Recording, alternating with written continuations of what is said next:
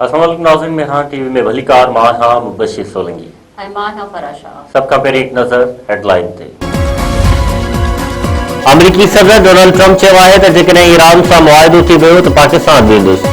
Iran एटमी हथियार न रखण ते राज़ी थी वियो आहे। ईरान तबाह थियल यूरेनियम हवाले कंदो। ईरान सां सुठी ॻाल्हि ॿोल थी रही आहे। अमरीकी सदर वज़ीर आज़म शहबाज शरीफ ऐं फील्ड मार्शल सैयद आसिम मुनीर जी हिकु भेरो ॿीहर तारीफ़ कंदे वधीक चयो आहे त ॿई ज़बरदस्त माण्हू आहिनि। ईरानी सदर मसूद पेज़ेशकियान चयो आहे त ईरानी अवाम खे अमरीका मथां इत्माद न आहे। आलमी कानूननि ऐं असूलनि तहत ईरानी क़ौम जा हक़ बरक़रार रहण घुरिजनि। ईरानी सदर वधीक चयो आहे त ख़ते जी सिक्योरिटी ख़ते जे मुल्कनि खे यकीनी बणाइण घुरिजे। इस्लामी उम्मत जो इत्तेहाद सहूनी इरादनि खे रोकींदो। ईरानी सदर पारां सालिसी जंगबंदी में पाकिस्तान जी कोशिशुनि जी वाखाण। फील्ड मार्शल सैयद आसिम मुनीर जी ईरानी सदर मसूद पेज़ेशकियान सां मुलाकात।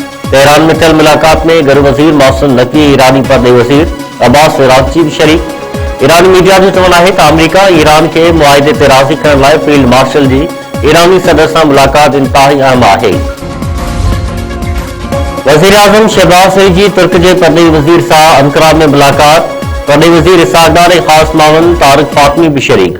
वज़ीर आज़म अॼु इंतानिया डिप्लोमेसी फोरम में शरीक थींदो। शहबाज शरीफ चयो आहे त इंतानिया फोरम में शिरकत ऐं तुर्क सदर सां मुलाकात ख़ुशी जो बाइस आहे। वज़ीर आज़म शहबाज शरीफ दोहा में कतर जमीर सां पिणु मुलाकात कई। नवाबशाह वेझो दुरनि में संगावती तकरार तां जहिड़ो हिकु ॼणो क़त्ल।